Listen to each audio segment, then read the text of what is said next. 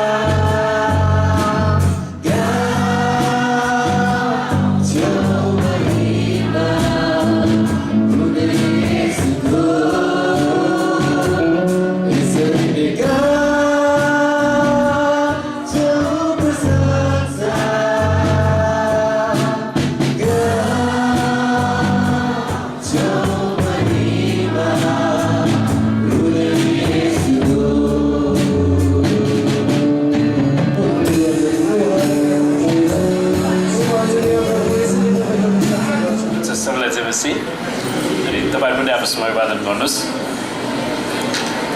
र आज हामी एउटा प्रश्न सोध्न सिकौं। तपाईले नजिकैको साथीलाई भेटेर हेरेर भन्नुस्, तपाईले आज बाइबलबाट 3 अध्याय पढ्नु भयो भनेर सोध्नु त।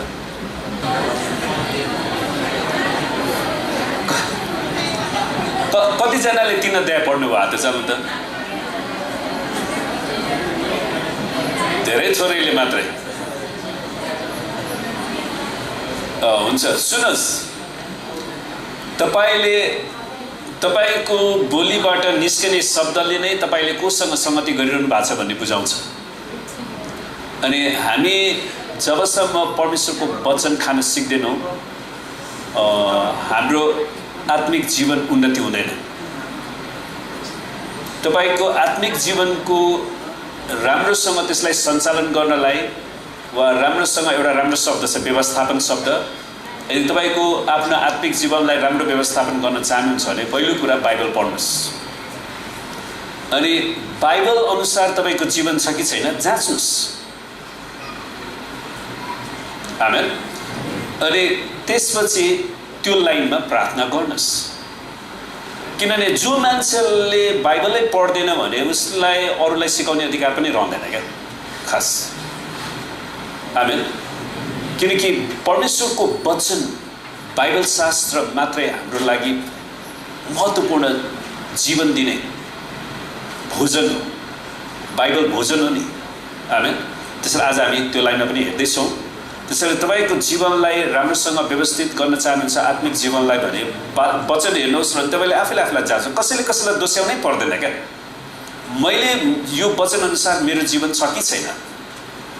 आमेन। अनि जब हामीले आफैलाई हेर्छौँ, अनि बाइबल एउटा ऐना पनि हो जहाँ तपाईले आफ्नो आत्मिक चरित्र आत्मिक स्वरूपलाई देख्न सक्नुहुन्छ।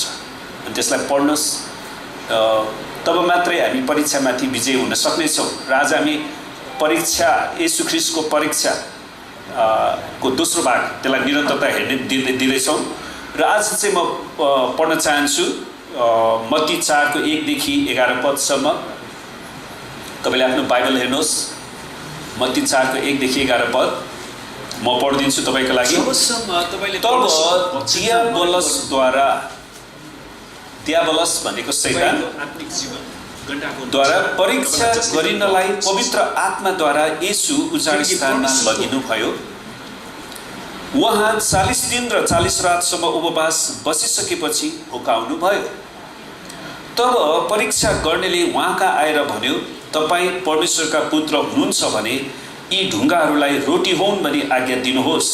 तर येशूले जवाफ दिनुभयो, लेखिएको छ, मानिस रोटीले मात्र होइन तर परमेश्वरको मुखबाट निस्केको हरेक वचनले जीवित रहँदछ। तब दियाबलसले उहाँलाई पवित्र नगरमा लगेर मन्दिरको शिरमा खडा गरायो र उहाँलाई भन्यो, तपाईँ परमेश्वरका पुत्र हुनुहुन्छ भने यहाँबाट तल हामफाल्नुहोस्, किनभने यस्तो लेखिएको छ, कोट, उहाँले आफ्ना दूतहरूको जिम्मामा तिमीलाई दिनुहुनेछ र तिनीहरूले तिमीलाई आफ्ना हातै थाम्नेछन्, नत्रत तिम्रो खुट्टा ढुङ्गामा ठोकिनेछ। कोटेसन बन्द। येशूले त्यसलाई भन्नुभयो, लेखिएको छ, तैँले परमप्रभु आफ्ना परमेश्वरको परीक्षा नगर्नु। फेरि दियाबलसले उहाँलाई एउटा अल्गो पर्वतमा लगेर संसारका सबै राज्य र तिनको वैभव उहाँलाई देखायो र उहाँलाई भन्यो, तपाईले घोप्टेर मलाई दण्डवत गर्नुभयो भने यी सबै थोक म तपाईलाई दिनेछु।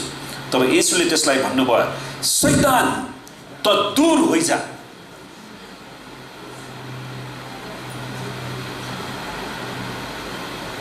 किनभने लेखिएको छ, तैँले परमप्रभु आफ्ना परमेश्वरलाई दण्डवत गर्नु र उहाँको मात्र सेवा गर्नु।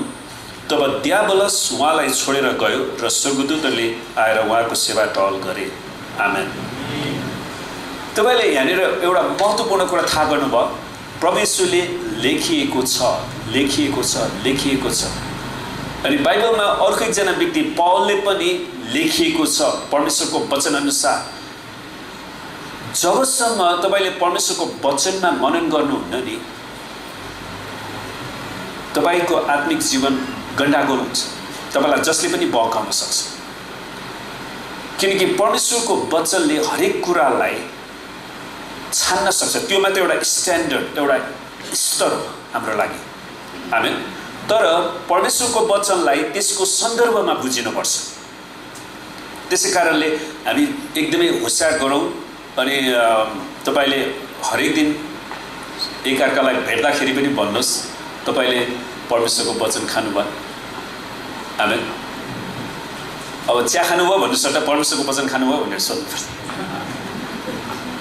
र हामी बिरामीहरूको लागि पहिला प्रार्थना गर्नेछौँ। तपाईँ कोही बिरामी हुनुहुन्छ, तपाईँलाई प्रार्थनाको खाँचो छ भने हात उचाल्नुहोस् र हामी तपाईँको लागि प्रार्थना हुन्छ। हात उचाल्नुभएको बिरामी जति उभिनु होला, किनकि परमेश्वरले तपाईँको जीवनमा परमेश्वरको चङ्गाई ल्याउनुहुन्छ। आमेन। अनि कसैको जीवनमा चाहिँ शैतानले पनि गाजिराखेको हुन्छ। कसैले मलाई गवाई दिनुभयो, त्यो प्रार्थना गरेपछि शैतानका शक्तिहरू, सर्पहरू निस्केर गएको। अनि त्यसले मलाई अझै उत्साह दिन्छ प्रार्थना गर्नको लागि। आमेन। र अरूहरूले बिरामीतिर हात बढाइदिनु होला र आउनुहोस् हामी प्रार्थना गरौँ। परमेश्वर पिता, हामी प्रार्थना गर्छौँ तपाईँका छोराछोरीको शरीरमा जे जति रोग बिमारहरू, शैतानका आक्रमणहरू, तन्त्र मन्त्रका श्रापहरू छन्, अनि ती सबै शारीरिक दुर्बलताहरू, कमजोरीपनहरूलाई हामी येशूको नाममा येशूको कुर्राको चोटमा सबै रोगहरू निको भइसकेको घोषणा गर्नुहोस्। पवित्र आत्मा तपाईँले येशूको चङ्गाईलाई बगाइदिनुहोस् प्रभु। प्रत्येकलाई चङ्गाई र छुटकारा दिनुहोस्, स्वतन्त्र बनाउनुहोस् प्रभु। हामी तपाईँलाई धन्यवाद दिँदछौँ येशूको नाममा। आमेन। हुन्छ, बस्नुहोस्। र दोस्रो विषय हामी प्रार्थना गर्नेछौँ। बाइबल शास्त्र परमेश्वरको वचनले हजारौँ वर्ष अगाडिदेखि नै मानव जातिको लागि दिएको वचन हो, काम नगर्ने मानिसले खाना पनि नखाओस्। अनि परमेश्वरले प्रतिज्ञा दिनुभयो, म तिमीहरूको हातको परिश्रममा आशिष दिनेछु। उहाँले अल्छी मान्छेलाई आशिष दिन्छु भन्नु भएन। उहाँले काम गर्ने, परिश्रम गर्ने व्यक्तिको हातमा चाहिँ उहाँले आशिष दिनुहुन्छ। अनि मैले तपाईँलाई घरिघरि भनिराखेको छु, सुन्नुहोस्, कामको जात हुँदैन। हामीले कुनै पनि काम गर्न सक्छौँ। आमेन। हामीले यस्तो संस्कृति विकास गर्नुपर्छ, काम गर्ने मान्छेलाई हामीले इज्जत दिउँ, तर काम नगर्ने मान्छेलाई हामीले इज्जत दिनु हुँदैन। त्यसैले तपाईँ जतिजना काम गरिरहनु भएको छ, तपाईँको अर्थतन्त्रमा, तपाईँको कारोबारमा परमेश्वरको आशिष चाहिन्छ भने तपाईँ हात उचाल्नुहोस् र म तपाईँको लागि विशेष प्रार्थना गर्नेछु र परमप्रभुले हरेकको अर्थतन्त्रलाई सबल बनाइदिउन्। आमेन। आउनुहोस् हामी प्रार्थना गरौँ। परमेश्वर पिता, हामी तपाईँलाई धन्यवाद दिँदछौँ यी मेहनती र परिश्रमी हातहरू जसले तपाईँको वचन अनुसार विभिन्न किसिमको व्यवसायमा, रोजगारमा रहेर काम गरिरहनु भएको छ। हामी प्रार्थना गर्छौँ प्रभु, तपाईँको जनको हातको परिश्रममा तपाईँले बेहिसाब आशिष र उन्नति दिनुहोस् प्रभुजी। उहाँले जुन व्यवसाय गर्नुहुन्छ त्यसमा सफलता दिनुहोस् प्रभुजी। उहाँको कारोबारको भोल्युमलाई बढाइदिनुहोस्, उहाँको आर्थिक क्षेत्रलाई तपाईँले बढाइदिनुहोस् प्रभुजी। हामी प्रार्थना गर्छौँ जतिजनाको रुपियाँ पैसाहरू फसेको छ त्यसलाई पनि हामी येशूको नाउँमा उठ्ने आज्ञा दिँदछौँ प्रभु। तपाईँले सहायता गर्नुहोस् आफ्नो छोराछोरीको अर्थतन्त्रलाई अनि हरेकको तलबमा वृद्धि गराइदिनुहोस् पिता। हामी तपाईँसँग प्रार्थना गर्दछौँ प्रभु। हामी प्रार्थना गर्छौँ अब जसरी स्कुलको नयाँ भर्नाको फीहरूको माग हुँदैछ प्रभु, हरेकलाई आफ्नो बालबच्चाको लागि चाहिने स्कुल फीहरू जुटाइदिनुहोस् प्रभुजी। र हरेक प्रभुजी हाम्रो पुनरुत्थान एक्लेसिया मण्डली परिवारका हरेक बालबच्चाहरूले असल शिक्षा प्राप्त गर्न सकुन् प्रभु, असल स्कुल प्राप्त गर्नुहोस्। हरेकको घाँसबास कपासमा तपाईँले आशीर्वाद दिनुहोस्। धन्यवाद छ येशूको नाममा। आमेन। हुन्छ, परमेश्वरलाई धन्यवाद होस्। र हामीले अस्तिको हप्ता एउटा हेरेका थियौँ र महान इतिहासकार आर्नल्ड टोनबीले भनेका छन् कि मानव सभ्यताको सबैभन्दा खतरनाक अवस्था चाहिँ जब उसले आफैलाई सुरक्षित र अर्को चुनौती छैन भन्ने ठान्छ। सुन्नुहोस्, हामीहरूको जीवनमा एकपछि अर्को परीक्षा आइराखेको हुन्छ अनि वास्तवमा भन्यो भने हामी नमरुन्जेलसम्म नै हामीले परीक्षाको सामना गर्छौँ। तर परमेश्वरलाई धन्यवाद होस्, हामी क्रिस्चियनहरूको लागि एउटा महत्त्वपूर्ण फाइदा चाहिँ के भने येशू ख्रीष्ट हाम्रो साथमा हुनुहुन्छ। हेर, जगतको अन्तसम्म म तिमीहरूको साथमा छु र तपाईँसँग हुनुभएको येशू ख्रीष्टलाई तपाईँले कहाँ राख्नु भएको छ, त्यो एउटा महत्त्वपूर्ण कुरा। त्यसैले येशू ख्रीष्टसँग कुराकानी गर्ने आधार के त? परमेश्वरको वचन। परमेश्वरसँग कुराकानी गर्ने आधार। त्यसो भने परमेश्वरको वचनलाई पढ्नुहोस्, त्यसपछि वचन पढेर अरूलाई नजाच्नुहोस्, आफूलाई जाच्नुहोस्, मेरो जीवन यो वचन अनुसार कहाँ छ। आमेन। किनकि जबसम्म तपाईँले परमेश्वरको वचनलाई लिएर आफ्नो जीवन जाँच्नुहुन्न, तपाईँलाई अरूलाई सिकाउने अधिकारै रहँदैन क्या खास। किनकि हामीहरूको सम्बन्ध नै परमेश्वरको वचन हो। आमेन। परमेश्वरको वचनको आधारमा हामी यो चर्च स्थापना भएको छ। यसको जग परमेश्वरको वचन। त्यसैले तपाईको जीवनमा त्यो हरेक परीक्षालाई सामना गर्नलाई एकपछि अर्को सामना गर्नलाई परमेश्वरको वचनको प्रयोग गर्नुपर्छ, जसरी येशू ख्रीष्टले गर्नुभयो। अनि कतिचोटि हामीहरूको सेवकाईमा एउटा कुरामा सफलता पाउँछौँ, त्यसपछि अर्को कुरामा डराएर पनि भाग्छौँ। जस्तो हामीले हेरेका थियौँ, एलिया अगमवक्ताले पनि कार्मेल डाँडामा बालका सबै अगमवक्ताहरू, झुटा शिक्षकहरू र झुटा पुजारीहरूलाई नष्ट पारेका थिए, जुन कुरा हामीले पहिलो राजा 18 मा पाउँछौँ। तर ऊ आफ्नो विश्वासमा खडा भएर परमेश्वरसित प्रार्थना गरेको थियो। अनि जब जिजबेल त्यो महारानी आहाब राजाको श्रीमती होला, अनि उसले जसरी एलिया अगमवक्ताले उसको सबै पुजारीहरूलाई नष्ट गरेपछि अनि उसले के भन्छ, अब म एलिया अगमवक्तालाई खतम गरिदिन्छु, त्यसलाई म नष्ट गर्छु। परमेश्वरको दासको विरुद्धमा ऊ जान्छ।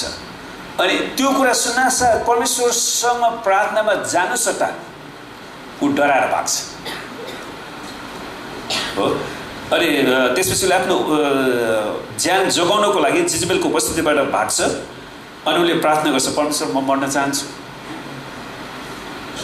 किन सुसाइड वचन दिनुपर्ने? त्यो परमेश्वर जसले दुष्ट झुटा शिक्षकहरूमाथि विजय दिनुभयो भने जिजबेलमाथि पनि त विजय दिनुहुन्छ। तर पछि परमेश्वरलाई सम्हाल्नु भयो। परमेश्वरलाई धन्यवाद होस्। अनि यस्ता कुराहरूबाट हामीले कसरी विजयमा रहिरहने त हामीले पाठ सिक्नुपर्छ। र आज हामी सुरु गर्छौँ। र हुन त यहाँनिर मर्कुसले तुरुन्तै भन्ने शब्द प्रयोग गरेका छन्, तर मत्तीले चाहिँ तब दियाबलसद्वारा परीक्षा गरिनलाई है। त तुरुन्तै येशू ख्रीष्टको बप्तिस्माको विजयबाट शैतानसँग द्वन्द्व गर्न प्रभु येशू चाहिँ प्रवेश गर्नुहुन्छ। योभन्दा अगाडि हामी देख्छौँ प्रभु येशूले पानीको बप्तिस्मा लिनुभएपछि तुरुन्तै पानी अनि स्वर्ग उग्रियो र उहाँले परमेश्वरको आत्मालाई ढुकुर चाहिँ ओर्लिरहनु भएको र आफैमाथि आइरहनु भएको देख्नुभयो है। पवित्र आत्मा येशूमाथि आउनुभयो। त्यसैले प्रिय हामीहरूको क्रिस्चियन जीवन जिउनलाई हामीलाई पवित्र आत्माको अभिषेक चाहिन्छ। हामीले आफ्नै शक्तिमा, आफ्नै बलमा, आफ्नै बुद्धिमा, हाम्रो सांसारिक अनुभवको भरमा हामीले परमेश्वरको मण्डली चलाउँदैनौँ। परमेश्वरको काम गर्नको लागि परमेश्वरको आत्माको अभिषेक चाहिन्छ। त्यसैले तपाईँ परमेश्वरको वचनमा जानुपर्छ। परमेश्वर ख्रीष्टले कसरी त्यहाँ जानुभयो? उहाँले परमेश्वरको आत्मालाई आइरहनु भएको देख्नुहुन्छ। अनि स्वर्गबाट यो बाणी आयो, यिनी मेरा प्रिय पुत्र हुन्, यिनीसँग म अति प्रसन्न छु। अनि परमेश्वर पिताले आफ्नो प्रसन्नता प्रकट गर्नुभयो, किनकि परमेश्वर पिताले पनि त्यो समयलाई पर्खिरहनु भएको थियो जुन उद्देश्यको लागि येशू ख्रीष्ट पृथ्वीमा आउनुभयो। सुन्नुहोस्, येशू ख्रीष्ट किन आउनुभयो? शैतानको काम नष्ट गर्नको लागि। शैतानको काम नष्ट गर्नको लागि, किनकि प्रभु येशू नआउन्जेलसम्मको लागि परमेश्वरले इजरायललाई परमेश्वरको वचन सिकाउने जिम्मेवारी दिनुभएको थियो। अनि त्यहाँनिर हामी देख्छौँ उनीहरूको धेरै स्कुलहरू सुरु भएका थिए। स्कुल अफ फारिसिज, स्कुल अफ सादुसिज, इसेन्सहरू, त्यहाँ अरू विभिन्न सम्प्रदायहरू थिए जसले परमेश्वरको वचनको विभिन्न विषयलाई जोरदार सिकाउने गरेका थिए। तर उनीहरूले जब परमेश्वर ख्रीष्ट आउनुभयो र उहाँले आफ्नो शिक्षा सुरु गर्नुहुन्छ नि, उनीहरूको जीवनमा फरिसी र सदुकीहरू तुरुन्तै रिसाउन सुरु गरे।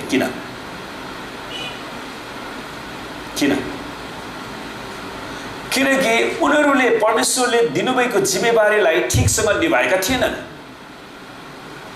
अनि यतिकासम्म त हामीले हाम्रो जिम्मेवारी निभाइरह्यौँ, इजरायलीहरूलाई परमेश्वरको वचनमा राखिराख्यौँ, हुर्कायौँ। अब यो येशू ख्रीष्ट आएर हाम्रो शिक्षा त उल्टो रह्यो।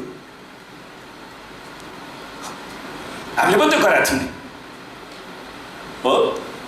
फरिसी र सदुकीहरूले त्यही कुरा ल्याउँछ। अनि जब वास्तवमा उनीहरूले गर्न त गरे, तर के गरे? उनीहरूको काम गराइले परमेश्वरको महिमा भएन। तपाईँले कुनै मान्छेलाई एउटा बिजनेस सम्हाल्न दिनुभयो अनि तपाईँको बिजनेसको सबै पैसा जति चाहिँ चोरेर उसले आफैले खाइदियो भने के भयो? फरिसी र सदुकीहरूले परमेश्वरलाई दिनुपर्ने महिमा आफैले लिए हो। अनि उनीहरूको घमण्ड थियो। अनि उनीहरूले यतिसम्म गरे कि येशू ख्रीष्टलाई विश्वास गर्नेहरूलाई उनीहरूको सभाघरबाट निकाला गरिदियो। इङ्ग्लिसमा एउटा शब्द छ एक्सकम्युनिकेसन। त्यो एकदमै खतरनाक कुरा थियो, किनकि सुनोस् त्यो समयको उनीहरूको सामाजिक अवस्था के हो भने उनीहरूलाई बिहाबारी गर्नु पर्यो, सभाघर चाहियो, पास्टर र भाइ चाहियो, त्यहाँनिर हो बिहाबारी गर्नु पर्यो, बाल अर्पण गर्नु पर्यो, परमेश्वरको वचनमा सबै कुरा गर्नु पर्यो। अनि त्यो समाजबाट त्यो मण्डलीबाट निकालिदिइसकेपछि उनीहरू कहाँ जाने? त्यसैले धेरैजनाहरू त्यो डरले पनि उनीहरू प्रभुलाई पछ्याउनलाई इन्कार गरिरहे। तर त्यहाँनिर कतिजना साहसीहरू व्यक्ति थिए जसले हामी प्रभु यीशुलाई विश्वास गर्छौँ किनकि उहाँ मात्रै आउने मसिहा हुनुहुन्छ। तर फरिसी र सदुकीहरू जसले परमेश्वरको जिम्मेवारी त लिए, तर उनीहरूले परमेश्वरको पुत्र आउनु हुँदाखेरि उहाँलाई क्रुसमा टागे। हामीले पनि त्यो सम्हालेका छौँ, फरिसी र सदुकीहरूले भन्छन्। तर उनीहरूले जुन मसिहा आउनुहुन्छ भन्ने बारेमा प्रचार गरेका थिए, त्यही मसिहा आउनु भएपछि उहाँलाई क्रुसमा टाङ्नको लागि सिफारिस गरे। त्यसै कारणले हामीहरू अनि सुन्नुहोस् त्यसको प्रभाव अहिलेसम्म छ रहेछ। तपाईँले युट्युबमा गएर हेर्नुहोस्, फरिसी र सदुकीहरूले अहिलेसम्म पनि उनीहरूको सभाघरमा त्यो यहुदीहरूलाई कस्तो भनेर सिकाइदिए रहेछ भने येशू ख्रिस्ट भनेको त त्यो रोमन क्याथोलिकहरूको देउता हो, तिनीहरूको देउतालाई त हामीले क्रुसमा फाँसी दिएको, ठ्याक्कै त्यस्तो भन्दो रहेछ उनीहरूले।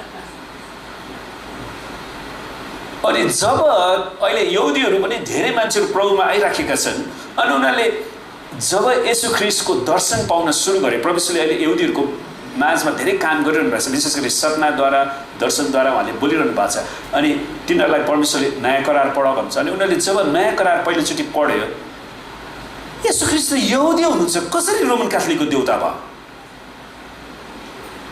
अनि त्यसपछि क्रमिक रूपमा एकपछि अर्को अहिले यहुदी जाति पनि परमेश्वरमा आइराखेका छन्। अनि त्यसको एकदमै महत्त्वपूर्ण चिन्ह चाहिँ यो कि प्रभुको दोस्रो आगमन धेरै नजिकै छ। किनकि पावलले एउटा कुरा के स्पष्ट पारेका छन् भने अन्य जातिहरूको समय पुरा भएपछि, अन्य जातिहरूको सङ्ख्या पुरा भएपछि अनि यहुदीहरू पनि परमेश्वरमा आउनेछन्। अनि त्यसैले हजारौँको सङ्ख्यामा यहुदीहरू परमेश्वरकोमा आइराखेका छन्। उनीहरू इजरायलमा आफ्नो प्रतिज्ञाको भूमिमा फर्केको कारणले प्रभुको दोस्रो आगमनको लागि धेरै कुराहरू तयार भइराखेको छ। अनि त्यतिखेर हामी के गरिराखेका हुन्छौँ? प्रभु अचानक आउनुभयो भने हामी के गरिराखेका हुन्छौँ? त्यो कुरालाई तपाईँले ध्यानमा राख्नुहोस्। अनि त्यसपछि प्रभु येशू ख्रिस्ट को घोषणा गरेपछि उहाँ साँच्चीकै परमेश्वरको पुत्र हुनुहुन्छ कि हुनुहुन्न? त परमेश्वरले भन्नुभयो नि यिनी मेरा प्रिय पुत्र हुन्। त्यसपछि शैतानले तपाईँ परमेश्वरको पुत्र हुनुहुन्छ भने हो। अनि यो परीक्षा धेरै मान्छेको जीवनमा, आज क्रिस्चियनको जीवनमा पनि आउँछ। अनि प्रभु येशू ख्रिस्टले यो परीक्षाको बारेमा आफ्नो चेलाहरूलाई बताउनु भयो भने परमेश्वरलाई धेरै धन्यवाद होस् कि उहाँले कसरी पृथ्वीको सेवकाईमा रहँदाखेरि उहाँको विरुद्धमा शैतानले चालेका गुटीहरूलाई उहाँले उजागर गरिदिनु भयो। अनि आज हामीहरूलाई पनि परमेश्वरको राज्यबाट बाहिर लानको लागि शैतानले तपाईँको विरुद्धमा चालेका गोटीहरू कतिजनालाई बुझ्दैन, उनीहरू सजिलै त्यसमा फसिहाल्छ। त्यसैले हामी त्यो कुराबाट बच्नको लागि यो महत्त्वपूर्ण छ। त येशू ख्रिस्ट बप्तिस्माको विजयबाट उहाँ शैतानसँग द्वन्द्वमा प्रवेश गर्नुहुन्छ। उहाँले 40 दिन 40 रातको प्रार्थना गरेपछि है। क्रिस्चियन जीवन पनि यस्तै हो, हामीले कहिले पनि ढुक्क भएर विश्राम लिन सक्दैनौँ। हामीले कहिले पनि ढुक्क भएर विश्राम लिन सक्दैनौँ। पौलले आफ्नो जीवनको अन्तमा भनेका छन् कि मैले उत्तम लडन त लडेको छु, वा मैले असल लडाइँ लडेको छु। आई हेभ फट the good fight of faith. मैले विश्वासको उत्तम लडन त लडेको छु। पौलले पनि आफ्नो जीवनको अन्तिम समय आफ्नो विश्वासलाई उनले जोगाउँछन्। त्यसैले प्रियहरू, धेरैजनाले सुरुवात असल गर्छन् तर अन्त्य चाहिँ खराबमा सिधाउँछ। असल सुरुवात गरेर असल अन्त्यमा सिधाउनुपर्छ। आमेन। यदि हामीले असल सुरुवात गरेर खराब अन्त्य गर्यो भने हामीले असल सबै कुरा बिर्सिन्छ क्या, त्यस काम गर्दैन। 40 दिन र 40 रातको उपवासपछि शैतानले अर्को द्वन्द्व सुरु गर्छ प्रभु येशूलाई है। सुन्नुहोस्, उपवास प्रार्थना आफैमा आत्मिक लडत हो, तर त्यो लडाई त्यही सिद्धिँदैन। हामीले यो लडाईपछि अर्को लडाईमा जान्छौँ। शैतान व्यक्तिगत रूपमा आम्ने सामने येशूकोमा आएर झगडा उठाउँछ। हामीले एउटा विजय प्राप्त गरेपछि त्यतिकै बेला निष्क्रिय भएर रहन सक्दैनौँ। मैले 40 दिन प्रार्थना गरेँ, ल म अरूभन्दा बढी आत्मिकी। तपाईँ 40 दिन प्रार्थना गरेर तपाईँ अरूभन्दा बढी आत्मिकी हुँदैन। हामीले एउटा त्यो प्रार्थनाको जीवनको सुरुवात चाहिँ हो। एउटा कुरा चाहिँ त्यसको असर के पर्यो भने मैले बिहान बिहान उपवास बसेको कारणले अझै बिहान बिहान भात खानै मन नलाग्दो रहेछ क्या। बिहानको उपवास, बिहानदेखि दिउँसोको उपवास बसेको भएर है। अनि प्रभुलाई धन्यवाद होस्। उपवासको साइड इफेक्टहरू पनि छन्। मेरो एउटा साइड इफेक्ट चाहिँ के भयो भने म 70 केजी थिएँ अनि मैले प्रार्थना गरिरहेको थिएँ। मैले धेरै वर्षसम्म 65 केजीमा मेन्टेन गरिरहेको थिएँ। अनि प्रभुले यसपालि मलाई 65 केजीमा आउनलाई सहायता गर्नु। उपवासको साइड इफेक्ट शरीरलाई पनि हेल्दी बनाउने रहेछ क्या। तर शरीर हेल्दी बनाउनलाई उपवास बसेको त होइन नि, हामी त आत्मिक लडत त गर्नलाई। तर त्यसको असल अरू फाइदाहरू पनि छन्। आमेन। र म त्यतातिर जान चाहदिनँ। तर कुरा के भने तपाईँले लडन त लडेपछि अरू निरन्तर प्रार्थनामा अगाडि बढ्नलाई तपाईँलाई सजिलो चाहिँ हुन्छ, सजिलो हुन्छ। किनकि पत्रुसले पनि लेखेका छन्, सचेत रहो, जागर रहो, तिमीहरूको शत्रु दियाबलस कसलाई भेट्टाउँ र खाइहालौँ भने गर्जने सिंह चाहिँ खोजिन्छ। पहिलो पत्रुस 5:8। त्यसैले कसलाई खाइहालौँ भनेर त्यो गर्जने सिंह चाहिँ खोजेर हिँडिराखेको हुन्छ। अनि कहिलेकाहीँ मैले यो पनि अनुभव गरेको छु। सुन्नुहोस्, कोही कोही मान्छेहरूले 40 दिन प्रार्थना गरेपछि उसको जीवन प्रार्थना नगरेको भन्दा झन् खराब भएको पनि मैले देखेको छु। बरु उसले 40 दिन उपवास नबस्दाखेरि उसले परमेश्वरको वचनलाई ठिकसँग बुझिरहेको थियो। 40 दिन उपवास बसेपछि चाहिँ उसलाई यस्तो घमण्ड चढ्यो कि ल म अरू सबैभन्दा बढी आत्मिकी भयो, मैले त 40 दिन उपवास बसेँ। सुन्नुहोस्, कुनै पनि घमण्ड हो। कोही मान्छेले जानेर घमण्ड गर्छ, कोही मान्छेले नजानेर घमण्ड गर्छ। कोही मान्छेले भएर घमण्ड गर्छ, कोही मान्छेले नभएर घमण्ड गर्छ। त्यसैले सबै घमण्ड नै हो। आमेन।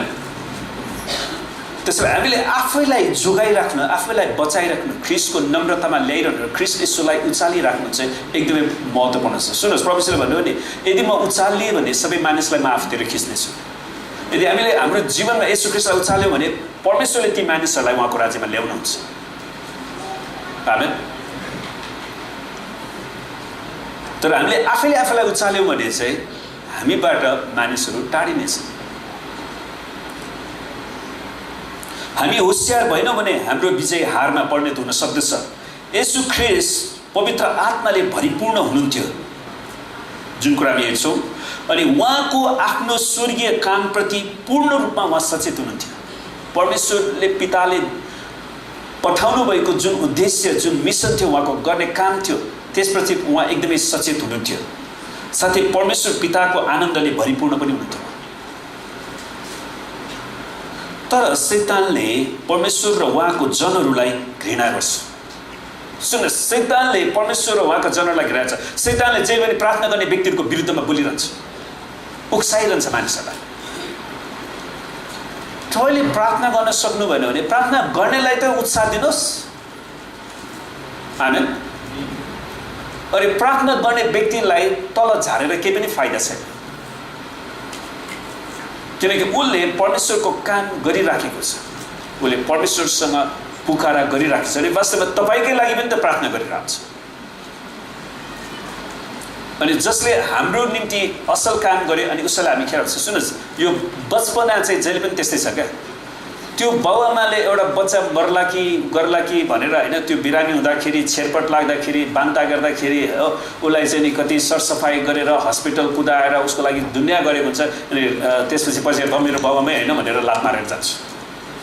हो, तपाईँले अनुभव गर्नुभएको छ नि, धेरैजना बाउआमा हुनुहुन्छ। मैले पनि गरेको छु भन्नु न। आत्मिक रूपमा पनि मैले त्यही नै देखेँ। हो, मैले त्यही नै अनुभव गरिरहेको छु हेर्नुहोस् उनीहरू कतिजना व्यक्तिहरू उनीहरू संसारमा हुँदाखेरि उनीहरूको लागि हामीले प्रार्थना गर्यौँ, परमेश्वर यो देशलाई बचाउनुहोस्, तपाईँको राज्यमा ल्याउनुहोस्। अनि उनीहरू आए, उनीहरूको लागि प्रार्थना गर्यौँ, उनीहरूबाट भूतहरू भागे, उनीहरूको गरिबीका श्रापहरू घटे, परमेश्वरले उनीहरूलाई एउटा उद्देश्य दिनुभयो, लक्ष्य दिनुभयो। अनि त्यहाँबाट आउँछ मान्छे पास्टरको विरुद्धमा बोल्न सक्नुहोस्। त्यही बचपना उसले आफ्नो अवस्थालाई बुझ्दै म त एकैचोटि यस ठुलो भएको भन्ने ठान्छ, म एकैचोटि यो लेभलमा आइपुगेको भन्ने ठान्छ। त्यसैले हामीले हाम्रो सुरुको अवस्थालाई पनि हामी बुझौँ। आमेन। सुन्नुहोस्, शैतानको काम चाहिँ परमेश्वर उहाँका जनहरूलाई घृणा गर्नु हो। अनि उसले येशू ख्रीष्ट र पिता परमेश्वरलाई हराउने योजना बनाउँछ। यहाँ परीक्षा भन्ने जुन शब्द छ, परीक्षा गर्नको लागि ग्रीकमा चाहिँ पेराज भन्ने एउटा शब्द छ। पेराज जो चाहिँ परीक्षा गर्नु वा प्रलोभनमा पार्नु वा जाँच गर्नु। यो असलको निम्ति जाँच गर्नु वा खराबको निम्ति परीक्षा गर्नु हो। परमेश्वरको दृष्टिकोणबाट यो एउटा जाँच थियो। सुन्नुहोस्, यो परीक्षा हामीले जुन भन्छौँ नि, परीक्षा शब्द जुन टेम्पटेसन भन्ने जुन शब्द छ त्यो चाहिँ प्रलोभनमा पार्नु। अनि पेराज शब्द चाहिँ दुवै कुराको लागि अनुवाद गर्न सकिँदो रहेछ क्या ग्रिकबाट। त परमेश्वरको दृष्टिकोणबाट यो एउटा जाँच थियो, तर शैतानको दृष्टिकोणबाट एउटा परीक्षा प्रलोभनमा पार्नु थियो। कसरी हुन्छ? येशूलाई गिराउनु थियो। परमेश्वरको दृष्टिकोणबाट पुत्र येशू योग्य हुनुहुन्छ भने प्रमाणित गर्नु थियो भने त परमेश्वर पिताले घोषणा गर्नुभएको थियो नि, यिनी मेरा प्रिय पुत्र हुन्। त्यो कुरालाई उहाँले घोषणा त गर्नुभयो, तर उहाँले प्रमाणित पनि गर्नुहुन्छ। त्यसैले त्यो प्रमाणित गर्नको लागि शैतानको हातमा परीक्षित हुनको लागि पवित्र आत्माद्वारा वास्तवमा एउटा शब्द रहेछ इङ्ग्लिसमा ड्रिभन भनेको छ, जबरजस्ती लगाएको छ, समातेर पक्रेरै लगायो क्या। त्यो शब्दले त्यसरी जनाउँछ परीक्षामा गर्नको लागि। किनकि अदनको बगैँचामा आदम र हब्बाले जुन परीक्षामा हारे नि, अनि त्यहाँ तीनवटा कुरा छ नि, शरीरको अभिलाषा, आँखाको अभिलाषा र जीवनको सिकी। त्यो तीनैवटा परीक्षामाथि प्रभु यीशुले विजय हासिल गर्नु थियो र मानिसले गुमाएको अधिकारलाई पुनः प्राप्त गर्नको लागि फेरि फिर्ता गराउनु थियो। अनि यसरी परमेश्वरको चाहिँ उहाँ परमेश्वरको पुत्र हुनुहुन्छ, उहाँ राजा हुनुहुन्छ, उहाँ शासन गर्नुहुन्छ भन्ने कुरालाई प्रमाणित गर्नु थियो भने शैतानको दृष्टिकोणबाट चाहिँ पुत्रलाई प्रलोभनमा पारेर अयोग्य बनाउनु थियो। र कसरी हुन्छ? उहाँलाई कब्जा गर्ने, येशूलाई आफ्नोमा पार्ने। प्रभु येशू म दिन्छु तपाईँलाई, म तपाईँलाई खुवाइदिन्छु, म तपाईँलाई अधिकार दिन्छु, मलाई ढोग्नुहोस् न मात्रै भइहाल्यो। किन तपाईँ मसँग लड्नु बेकारमा? त्यो किसिमको मानसिकता म गर्छु। अनि त्यही म जुन उसले हामीले यसै 14मा हेरिसकेका छौँ दोहोऱ्याएको छ। याकुब 1:2ले भन्छ, मेरा भाइ हो, तिमीहरूमाथि विभिन्न किसिमको आपद विपद आइपर्दा तिनलाई पुरा आनन्दको कुरा सम्झ। त्यसैले हामीहरूको जीवनमा विभिन्न किसिमको समस्या, खेदो, सतावटहरू आउँदाखेरि हामी आनन्दित हुन सिक्नुपर्छ। हुन त सतावट आउँदा कोही पनि आनन्दित त हुँदैन, तर परमेश्वरले दिनुहुन्छ। आमेन। किनकि यसले यो पनि जनाउँछ, त्यसलाई तपाईँले यसरी पनि बुझ्नुहोस्, तपाईँलाई सतावट आउनुको कारण के भने तपाईँ परमेश्वरको इच्छाभित्र हुनुहुन्छ। अनि जब परमेश्वरको इच्छाभित्र हुनुहुन्छ, शैतान चाहिँ परमेश्वरको जनलाई खेदो गर्नु उसको काम हो नि त। त्यस तपाईँमा कुनै पनि सतावट आएन भने सायद तपाईँ परमेश्वरको वचनअनुसार जीवनै जिरहनु भएको छैन कि। यसको मतलब यो हो कि परमेश्वरले हाम्रो जीवनमा परीक्षा आउनलाई स्वीकृति दिनुहुन्छ परीक्षा आउनको लागि, ताकि हामी त्यसमा सफलता प्राप्त गर्न सकौँ। आमेन। र हाम्रो जीवन अरूहरूको निम्ति साक्षी बन्न सकौँ। प्रभु येशू ख्रीष्टले त्यो परीक्षाबाट जानुभएको कारण अनि उहाँको साक्षी आज हामीलाई दिएको छ नि। आमेन। र यो परीक्षाले हाम्रो आत्मिक मसल्सलाई पनि अभ्यास गर्न सक्छौँ। आत्मिक रूपमा म कतिको बलियो छु त त्यसलाई पनि अभ्यास गर्न सक्छु। परीक्षा हुँदा कसैले पनि यसो नभन्नुहोस् परमेश्वरद्वारा मेरो परीक्षा भएको हो, किनकि कुनै खराब कुराबाट परमेश्वरको परीक्षा हुन सक्दैन र उहाँ आफैले पनि कुनै मानिसको परीक्षा गर्नुहुन्न। उहाँले कहिले पनि त्यसो गर्नुहुन्न। तर हरेक मानिस आफ्नै खराब इच्छाद्वारा लोभिएर परीक्षामा पर्छ। हरेक मानिस आफ्नै खराब इच्छाद्वारा है उसको गलत उद्देश्य गलत आकांक्षाद्वारा ऊ चाहिँ गर्छ। सुन्नुहोस्, एउटा मान्छेले रातारात धनी बन्ने उद्देश्य राख्यो भने के हुन्छ? त्यसले सबैलाई ढुकुटीमा डुबाइदिन्छ। त्यो त हामीले अनुभव गरिसकेका कुरा हो। कसैले युनिटी जस्तो योजना लिएर आइदिन्छ, तपाईँ यहाँ मेरोमा लगानी गर्नुहोस्, त्यो गरिन्छ। कोही ब्याङ्क फोड्नै जालन, कोही सुनसादी पसल चोर्न जालन हो। उनीहरूले रातारात धनी बन्ने उद्देश्य राख्नु हुँदैन नि। उसलाई धनी बन्ने इच्छा छ भने उसले काम सिक्यो भने चाहिँ राम्रो हो नि त।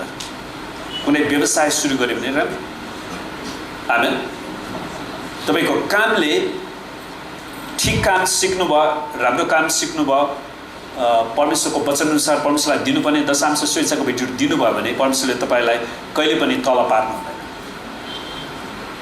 हामी पुरानो करारमा एकजनाले प्रार्थना गरेका छन् नि, परमेश्वर मलाई एकदमै धनी पनि नबनाउनुहोस्, नत्र मैले तपाईँलाई बिर्सौँला। मलाई एकदमै गरिब पनि नबनाउनुहोस्, नत्र म फेरि चोर्न जाउँला हो। त्यसैले कोही मान्छेहरू धनी भएर परमेश्वरलाई बिर्सेको त्यो पनि मैले देखेँ।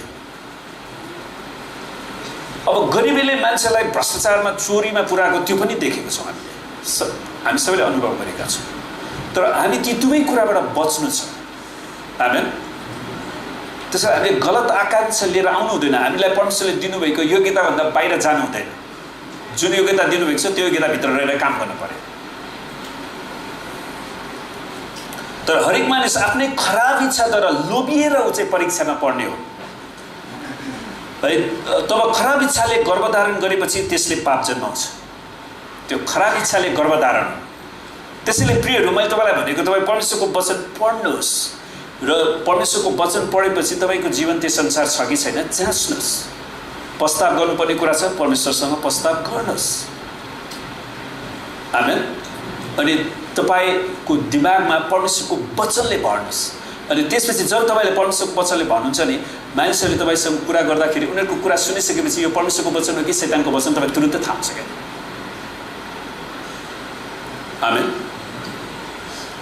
अनि पाप हेर्नुहोस्, ऊ पापले गर्भवती भएपछि, पाप पुरै बढेपछि त्यसले मृत्यु ल्याउँछ। त्यो त जन्म कुनै पनि कुराको गर्भवती भइसकेपछि त्यो त जन्मिन्छ नि हो।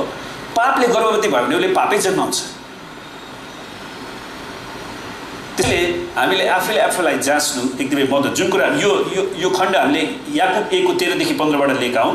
र धार्मिकतालाई प्रमाणित गर्न परमेश्वरले परीक्षा आउनलाई स्वीकृति दिनुहुन्छ है। हाम्रो जीवनमा हामी परमेश्वरको धार्मिकतामा हिँडिराखेका छौँ कि छैनौँ त्यो पनि स्वीकृति दिनुहुन्छ। अनि कतिचोटि सुन्नुहोस्, हामी रिसले भरिएका छौँ कि प्रेमले भरिएका छौँ त्यसले पनि प्रमाणित ल्याउँछ। कसैलाई एकदमै रिसले भरिरहेको छन्, उसलाई एउटा ढुङ्गा हान्यो भने रिस निस्किन्छ, उक्लिन्छ होइन। अब त्यसभित्र जे छ त्यही बाहिर निस्किने त हो।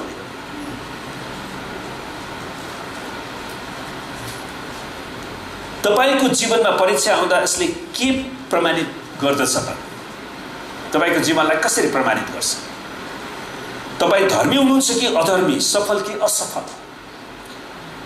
प्रभु यीशु ख्रीष्टले आफ्नो परीक्षामा सफल भएर देखाउनु भने आज उहाँले हामीलाई त्यो गर्नलाई चुनौती मात्र होइन, उहाँले हामीलाई पवित्र आत्माको शक्ति पनि दिनुभएको छ परीक्षामाथि विजय हुनको लागि। पवित्र आत्माले यीशु ख्रीष्टलाई किन दियाबलसद्वारा परीक्षा गरेर उजाड स्थानमा लानुभयो त? परमेश्वरको दृष्टिकोण अनुसार उहाँको धार्मिकता प्रमाणित गर्न, तर शैतानको दृष्टिकोण अनुसार उहाँलाई प्रलोभनमा पार्नको लागि। जुन कुरा हामीले हेरेका छौँ, प्रभु येशूले परीक्षामाथि विजय हासिल गर्दा शैतानले हार बेहोर्नु पर्यो। उत्पत्ति 50:20मा योसेफले आफ्ना दाजुलाई भन्छ नि, वास्तवमा दाजुहरूले योसेफलाई बेचेर पठाइदिएको थियो नि त है। त्यो अरू व्यापारीहरूसँग बेचेर पठाइदिन्छ। त्यो व्यापारीहरूले पछि मिश्र देशको व्यापारीलाई बेचिदिन्छ अनि यो मिश्र देशको कैदमा पर्नु पुग्यो। तर परमेश्वरले उसलाई आशिष दिइरहनु भयो। ऊ परमेश्वरको जन थियो। परमेश्वरको विरुद्धमा जतिसुकै मान्छेले गोलमाल गरेर उसलाई खतम गर्यो भन्ठाने तापनि परमेश्वरको जनलाई परमेश्वरले आशिष दिनुहुन्छ। आमेन। अनि त्यो पछि उसले आफ्नो बुढेसकालमा है, जब विशेष गरी याकुबको उसको बुवाको मृत्यु भइसकेपछि छोराहरू डराउँछ, हामीले यसलाई बेचेका थियौँ, अब यसले हामीलाई खतम गर्छ होला भनेर। अनि त्यतिखेर योसेफले यो महत्त्वपूर्ण कुरा ल्याउँछ। तिमीहरूले मेरो विरुद्धमा हानि गर्ने विचार गरेका थियौ, तर परमेश्वरले त्यही कामद्वारा भलाइ गर्ने विचार गर्नुभयो, ताकि जसरी आज भइरहेको छ त्यसरी नै धेरैजना मानिसहरू बाँचिरहन्। वास्तवमा योसेफ मिस्र देशमा बेचेर गए तापनि परमेश्वरले दिनुभएको दान वरदानको कारणले गर्दाखेरि त्यो बेलाको 7 वर्षको त्यो महासङ्कष्टको समय भनौँ वा जुन खडेरी परेको थियो, त्यहाँनिर सबै सुक्खा भएको थियो, त्यो 7 वर्ष मध्यपूर्वका मानिसहरूलाई खुवाउनको लागि परमेश्वरले योसेफलाई प्रयोग गर्नुभयो। आमेन। त प्रियहरू, तपाईँको परीक्षाद्वारा मानिसहरूले आशिष पाउँछन् कि मानिसहरूले पीडा पाउँछ? तपाईँ मानिसको निम्ति काँडा बन्नुहुन्छ कि मानिसहरूलाई परमेश्वरको राज्यमा डुराउने व्यक्ति बन्नुहुन्छ? त्यो तपाईँले आफूले आफूलाई जाँच्नुपर्छ। येशू ख्रीष्टको 3.5 वर्षको सेवकाईको अवधिभरि नै परीक्षाको सामना गरिरहनु पर्यो। येशूले आफ्नो कष्ट, मृत्यु र बौरी उठाइको बारेमा सिकाउन थाल्नुहुँदा पत्रुसले येशूलाई एकातिर लगेर हप्काउँछ। वास्तवमा जब प्रभु येशूले पछिल्लो वर्षमा अब उहाँ क्रुसमा जाँदै हुनुहुन्छ, अब बेला आएको छ भन्ने कुराको बारेमा चेलाहरूलाई बिस्तारै बिस्तारै क्रमिक रूपमा उनीहरूलाई एकैचोटि सक नहोस् भनेर उहाँले क्रमिक रूपमा सिकाउँदै जानुहुन्छ, प्रकट गर्दै जानुहुन्छ। त्यसपछि किनकि चेलाहरूले के भन्ठानेको थियो भने येशू त राजा हुनुहुन्छ अनि उहाँले दाउदको सिंहासनमा बसेर इजरायलमा चाहिँ शान्तिको राज्य गर्नुहुन्छ भन्ने सोच गरेका थिए। तर प्रभु येशूको पहिलो आगमन उहाँ पापी मानिसको लागि बलिदान हुन आउनुभएको थियो। त्यसैले उनीहरूको विचारभन्दा फरक कुरा भएको कारणले उल्टो येशूलाई लगेर हप्काइदिन्छ पत्रुसले एकातिर लगेर। प्रभु यता आउनु त, कसरी हुन्छ? तपाईँ राजा हुनुहुन्छ, तपाईँले कसरी यस्तो कष्ट भोग्ने? त्यो कुरा लगेर पत्रुस हेर्नुहोस् त, उसले के भन्छन्, प्रभु तपाईँमाथि यस्तो कहिले हुने छैन। तर यसले के भन्नुभयो? तर फर्केर उहाँले पत्रुसलाई भन्नुभयो, उहाँले के भन्नुभयो थाहा छ? ए पत्रुस भन्नु भएन, ए शैतान। किनकि पत्रुसलाई येशू ख्रीष्ट क्रुसमा नजाओस् भनेर शैतानले बहकाइरहेको थियो क्या। त्यसैले पत्रुसलाई शैतानले बहकाएको कारणले प्रभु येशूले शैतानलाई, येशू पत्रुसमाथि काम गर्ने शैतानलाई हप्काउनुहुन्छ। प्रिय, शैतानलाई प्रेम गर भनेको छैन, शैतानलाई के गर? हप्काऊ। तर धेरैजना मान्छे शैतानलाई हप्काउन मात्रै जान्छ, उल्टो शैतानलाई खेद्छ। याकुबले स्पष्ट पारेका छन्, परमेश्वरको वचनको अधीनमा बस पहिला, शैतानको त्यसपछि शैतानको विरोध गर अनि त्यो तिमीहरूबाट भाग्नेछ। शैतानलाई माया गर भनेको छैन। त्यसैले निरन्तर हामीले शैतानलाई हटाउनु पर्छ, किनकि परमेश्वरको मण्डली, परमेश्वरको बगाललाई शैतानले बहकाउनको लागि विभिन्न किसिमको उपायहरू रचिराखेको हुन्छ। त्यसैले हामीले निरन्तर प्रार्थना गर्छौँ, प्रभु यो पुनरुत्थान एक्लेसिया मण्डली परिवारलाई बहकाउन आउने ती शैतानका सबै आत्माहरूलाई हामी येशूको नाउँमा निस्किने आज्ञा दिन्छौँ। आमेन।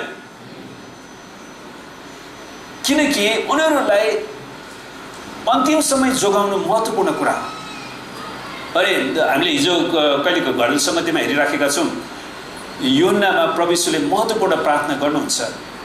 हे पिता, अब उहाँ क्रुसमा जानुभन्दा अगाडि उहाँले अन्तिम प्रार्थना गर्दाखेरि उहाँले भन्नुभयो, पिता विनाशको छोरो बाहेक अरू सबैलाई मैले जोगाएर राखेको छु। अनि त्यो विनाशको छोरो चाहिँ को थियो त? यहुदा इस्करियोती। उसलाई पनि प्रभुले चेतावनी दिनुभयो, त्यो चाहिँ अटेरी नै भयो क्या। त्यो फरिसी र सदुकीको गुटमा भित्रभित्र पछाडि बसेर त्यसले गोटी चालेको चाले गरे। अनि अन्तमा यसोलाई 30वटा चाँदी, ल 30वटा चाँदीको दिनुहोस्, म बेचिदिन्छु प्रभुलाई। त्यो पछाडि बसेर फरिसी र सदुकीको भाषा बोल्थ्यो क्या त्यो। अनि लास्टमा त्यो जोसँग सुन्नुहोस्, त्यसो तपाईँ कोसँग सङ्गत गर्नुहुन्छ त्यसैको भाषा तपाईँ बोल्नुहुन्छ क्या। खास फरिसी र सदुकीहरूको सङ्गत गरेको कारणले यसोलाई 30वटा चाँदीको सिक्कामा बेचिदियो। त्यसैले मैले तपाईँलाई दिएको चुनौती चाहिँ यो कि तपाईँले प्रत्येक दिन 3 अध्याय परमेश्वरको वचन पढ्नुभयो, परमेश्वरको वचनमा इन्टरेक्सन गर्नुभयो, त्यसमा बोल्नुभयो, तपाईँको जीवनमा त्यो वचन कतिको प्रयोग भएको छ। वा कहिलेकाहीँ कुनै खण्डहरू बुझिँदैन, नबुझी पनि पढ्नुहोस्।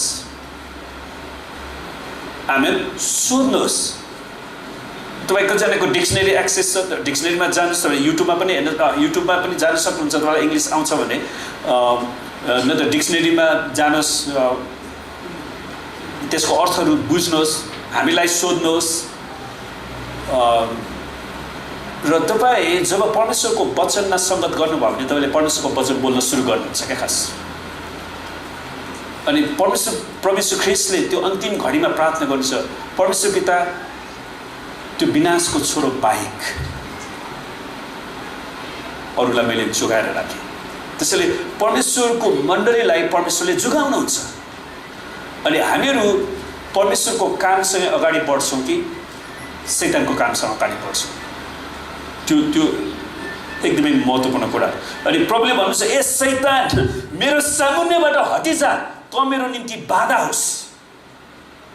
जुन कुरा मत्ती 16:21-23 प्रभुले भन्नुभएको है। त्यसैले चेलाहरूलाई पनि त शैतानले बहकाइरहेको रहेछ नि। तर पत्रुसलाई समेत, सुन बादशाहमा पत्रुस को थाहा छ? 12 जना चेला मध्येको मुख्य अगुवा थियो भने जुन बेला प्रभुलाई उत्तर दिन्थे। वास्तवमा अरू चेलाले पनि पत्रुसलाई पछ्याइरहेका थिए। प्रभु यीशु क्रुसमा मृत्यु हुनुभएपछि अब के गर्ने त? अस्तिसम्म त प्रभुले खुवाउनु भएको थियो, अब ल याकुब योना म त व्यवसाय गर्न जान्छु, म माछा मार्न जान्छु, हामी चाहिँ के गर्ने त? हामी पनि तिमीसँगै जाउँ। हेर्नुहोस्, उनीहरू कहाँ परमेश्वरको सेवा गर्नुपर्ने मान्छेहरू फेरि माछा मार्न हिँडे। तर प्रभु यीशु फेरि आउनुभयो, उनीहरूलाई फेरि सेवकाईमा स्थापित गर्नुभयो। आमेन। त यहाँ शैतानले येशू क्रुसमा नजाओस् भन्ने चाहेको थियो है। अनि येशूलाई त्यसरी परीक्षा ल्याउँछ। परमेश्वरलाई कसैले पनि परीक्षामा पार्न सक्दैन, तापनि येशूको जीवनमा परीक्षा आयो। किनकि उहाँ 100% मानिस हुनुहुन्थ्यो। आमेन। उहाँ 100% मानिस। हामीले भोग्ने परीक्षा, आदम र हव्वाले हारेको परीक्षालाई उहाँले विजय हासिल गर्नु थियो। अनि उहाँले परीक्षामाथि विजय गर्नुभयो, उहाँले कुनै पनि पाप गर्नु भएन, किनकि उहाँ 100% परमेश्वर हुनुहुन्थ्यो। त्यसैले यो एउटा महत्त्वपूर्ण रहस्य हो। यसलाई हामीले पूर्ण रूपमा हाम्रो दिमागले बुझ्न सक्दैनौँ, तर प्रभु यीशु त्यही हुनुहुन्थ्यो। उहाँ 100% मानिस, 100% परमेश्वर हुनुहुन्थ्यो। किनकि हामी उहाँमा परमेश्वरको धार्मिकता बन्न सकौँ, हामी उहाँमा परमेश्वरको धार्मिकता भने के त? परमेश्वरको सामने ठिक ठहरिन सकौँ। राइचसनेस भन्ने शब्द छ जुन इङ्ग्लिसमा, त्यो चाहिँ राइट स्ट्यान्डिङ बिफोर गड है। परमेश्वरको सामनेमा ठिकसँग उभिन सकौँ, खडा हुन सकौँ। किनकि येशूको रगतले हाम्रो पापलाई धुनी भएको कारणले गर्दाखेरि परमेश्वरले येशूको रगतद्वारा हामीलाई ग्रहण गर्नुहुन्छ। आमेन। किनकि येशूको रगतको करारमा हामी बाँधिन्छौँ। त्यसैले उहाँमा परमेश्वरको धार्मिकता बन्न सकौँ भनेर पापै नचिन्नु हुनेलाई परमेश्वरले हाम्रो खातिर पाप बनाउनु भयो। सुन्नुहोस् है, यो एकदमै थियोलोजिकल स्टेटमेन्ट हो। यसलाई मान्छेले गलत बुझ्न सक्छ। पापै नचिन्नु हुनेलाई उहाँले पाप बनाउनु भयो भनेको छ। त्यो भनेको मतलब के त? उहाँ पापी हुनुभयो भनेको छैन। पापी भनेको चाहिँ पाप गरेर पापी हुनुभयो। तर उहाँ पाप बनाउनु भयो भनेको मतलब के भने, जसरी हामी फोहोर मैलाको ढ्वाङ देख्छौँ नि है, तपाईँले सबै फोहोर मैलाको कन्टेनरमा तपाईँले सबै फोहोर मैला हालिसकेपछि त्यो के हुन्छ? तपाईँले त्यसलाई सफा कन्टेनर भन्नुहुन्छ? भन्नु न, के भन्नुहुन्छ? फोहोर। त प्रभु यीशु ख्रीष्टले आदमदेखिको भविष्यमा जन्मिने सम्पूर्ण अन्तिम मानिसको सबै पापलाई परमेश्वर पिताले उहाँमाथि राखिदिनु भयो। त्यसैले उहाँ हाम्रो निम्ति पाप बन्नुभयो। उहाँले कहिले पनि पाप गर्नुभएको थिएन। अनि उहाँको रगतले त्यो पापलाई धुँदै लानुभयो। आमेन। अनि त्यो पापको दण्ड उहाँले भोग्नुभयो। थुकाइ, गिल्ला, निन्दा, सबै हेपाइ, सबै किसिमको कुरा उनीहरूले गरे। अन्तमा सुन्नुहोस्, यहुदीहरूको 40 कुराले येशू ख्रीष्ट मर्नेवाला थिएन। त्यसैले उनीहरूले रोमी सिपाहीलाई सुम्पिदिए। अनि प्रभु येशू ख्रीष्टलाई रोमी सिपाहीले जति नमरुन् जेलसम्मलाई हान्छ। अनि अन्तमा क्रुसमा टाँगिदिए। आमेन। अनि जहाँ प्रभु येशूले आफ्नो प्राण पितालाई अर्पण गर्नुहुन्छ। प्रिय, परमेश्वरले हाम्रो मुक्ति त्यति सजिलै ल्याउनु भएको छैन। उहाँले धेरै ठुलो कष्ट भोग्नु भएको छ। त्यसैले परमेश्वरको यो महान मुक्तिलाई लिएर हामी खेलबाड गर्नु हुँदैन। आमेन। यसलाई हामीले गम्भीर रूपमा लिनुपर्छ। जुन कुरा 2 कोरिन्थी 5:21 मा पाउँछ, उहाँमा हामी चाहिँ उहाँमा परमेश्वरको धार्मिकता बन्न सकौँ भनेर पापै नचिन्नु हुनेलाई परमेश्वरले हाम्रो खातिर पाप बनाउनु भयो। 2 कोरिन्थी 5:21। उहाँले कुनै पाप गर्नु भएन र उहाँको मुखमा कुनै छलको कुरा पाइएन। पहिलो पत्रुस 2:22 मा उहाँले कुनै पनि पाप गर्नु भएन, उहाँको मुखमा कुनै पनि छलकपट गर्नु भएन। कोही मान्छेहरू तपाईलाई पासोमा पार्नको लागि उनीहरूले विभिन्न शब्दहरू लिएर आउँछन् फसाउनको लागि। त्यसैले हामी धेरै होशियार गर्नुपर्छ। पाप हरण गर्नलाई नै उहाँ प्रकट हुनुभएको हो भन्ने कुरा तिमीहरू जान्दछौ र उहाँमा कुनै पाप छैन। पहिलो युहन्ना 3:5। त्यसैले येशूको एउटै उद्देश्य के त मानिस जातिलाई पापको दासत्वबाट, शैतानको दासत्वबाट छुटकारा दिनु थियो अनि त्यसको साथसाथै सबै किसिमको रोग बिमारको श्रापबाट छुटकारा दिनु, गरिबीको श्रापबाट छुटकारा दिनु भयो। उहाँ हाम्रो खातिर गरिब बन्नुभयो ताकि हामी धनी बन्न सकौँ। आमेन। उहाँले कहिल्यै पाप गर्नु भएन, उहाँमा पाप गर्ने क्षमता थिएन किनकि उहाँको ईश्वरीय शक्तिले उहाँको मानवीय कमजोरीमाथि प्रभुत्व गर्दथ्यो। उहाँ पवित्रताले भरिनु भएको थियो, परमेश्वरको पवित्रताले। उहाँ परमेश्वरको निम्ति अलग्गिनु भएको थियो। पवित्रता भनेको के त? परमेश्वरको निम्ति अलग्गिनु। तापनि उहाँले परीक्षाको शक्तिलाई आफ्नै मानव शरीरद्वारा अनुभव गर्नुभयो। उहाँले परीक्षाको शक्तिलाई अनुभव गर्नुभयो र पनि पाप गर्नु भएन। आमेन। हामी जस्तै उहाँ सबै कुरामा परीक्षित हुनुभयो र पनि पाप रहित हुनुहुन्थ्यो। हिब्रू 4:15। त्यसै कारण प्रियहरू, जब तपाईँ समस्यामा पर्नुहुन्छ तपाईँ प्रभु येशूमा जानुहोस्। प्रभु येशू, मलाई यो परीक्षाको घडीबाट बचाउनुहोस्। त प्रभु येशूले प्रार्थना सिकाउनु हुँदाखेरि पनि भन्नुभयो नि, हामीलाई परीक्षामा नल्याउनुहोस् तर दुष्टबाट छुटकारा दिनुहोस्, छुटाउनुहोस्। त्यसैले यो प्रार्थना दिनदिनै गरिने प्रार्थना हो। दिनदिनै गरिने, हामीलाई परीक्षामा नल्याउनुहोस् तर दुष्टबाट छुटकारा दिनुहोस्। शैतानले विभिन्न व्यक्तिहरूद्वारा तपाईँको जीवनमा दुष्टता ल्याउँछ, त्यसैले तपाईँले निरन्तर प्रार्थना दुष्टबाट छुटाउनुहोस्। मैले धेरै अनुभव गरेको छु, दुष्टताबाट परमेश्वरले मलाई धेरैचोटि छुटकारा दिनुहुन्छ, दुर्घटनाहरूबाट छुटकारा दिनुभएको छ। आमेन। अनि मलाई विश्वास छ तपाईँहरू प्रत्येकको आफ्नो आफ्नो गवाई छ।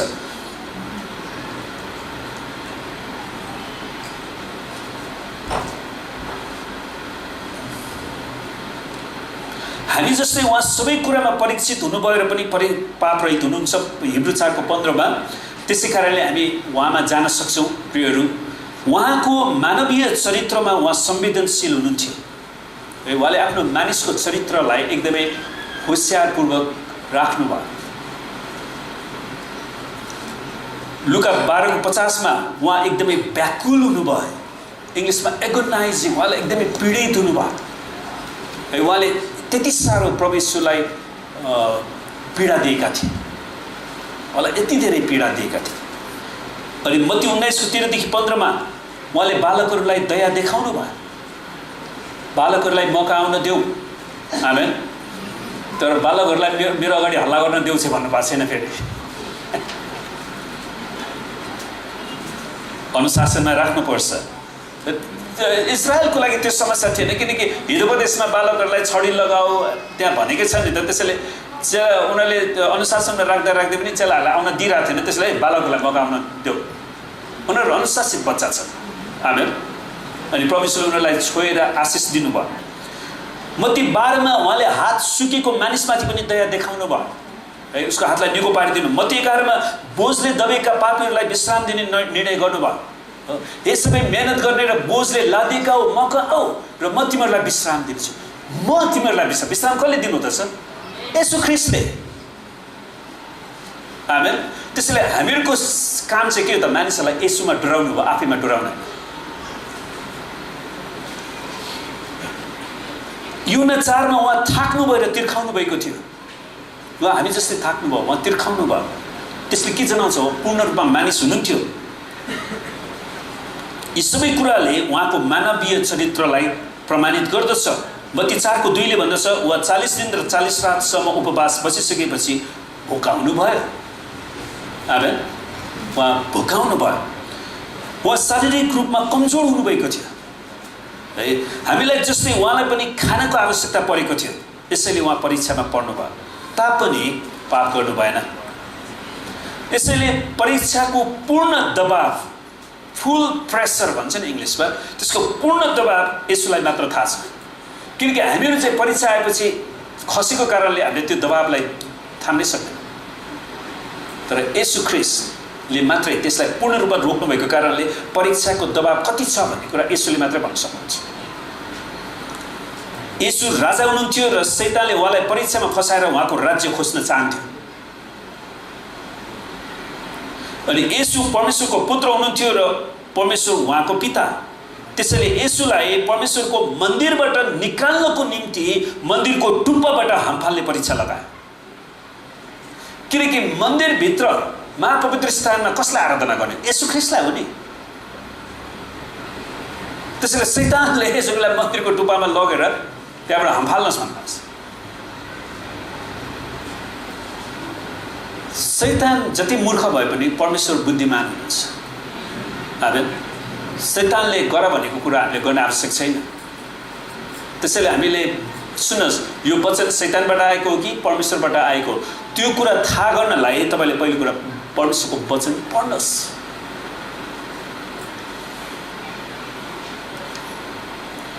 यसु भुकाउनु भएको मौका पारेर परमेश्वरले जुटाउनु हुने समयसम्म पर्खिनु सट्टा आफै रोटी बनाउने परीक्षा लिएर आउँछ।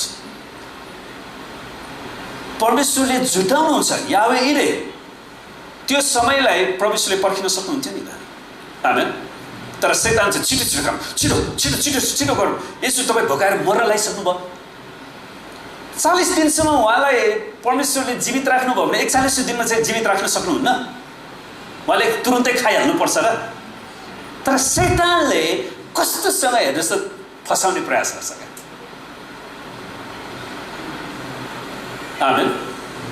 त्यसैले हामी अनि परमेश्वरलाई धन्यवाद। प्रभु येशू ख्रिस्टले हेर्नुहोस् त उहाँले उत्तर दिनुहुँदाखेरि लेखिएको छ, उहाँले 40 दिन 40 रात उपवास बस्दाखेरि कसरी समय बिताउनु भयो त? उहाँ परमेश्वरको वचन मनन गरिरहनु भयो। परमेश्वरको वचन मनन गरिरहनु भयो। जब शैतानले ल्याउँछ परमेश्वरले के भन्नुभयो? यस्तो लेखिएको छ। त्यसैले आज हाम्रो शैतानसितको मुकाबिला पनि परमेश्वरको वचन। आमेन। वचनमा यस्तो लेखिएको छ, येशूको नाउँमा हरेक घुँडा टेक्नुपर्छ, शैतानको शिर कुचिएको छ। आमेन। त्यसैले प्रियहरू, परमेश्वरको वचनलाई अध्ययन गर्नु एकदमै महत्त्वपूर्ण कुरा हो। मलाई छक्क लाग्छ क्या, कोही मान्छे कहिले परमेश्वरको वचन प्रचार गरेर वचनलाई ठिकसँग पढेको पनि छैन, उसलाई पढ्न पनि मन लाग्दैन। म सेवकाई गर्छु। के सेवकाई गर्ने? भात खाने सेवकाई गर्ने, भात खानलाई अरू व्यवसाय गर्ने भइहाल्यो। आमेन।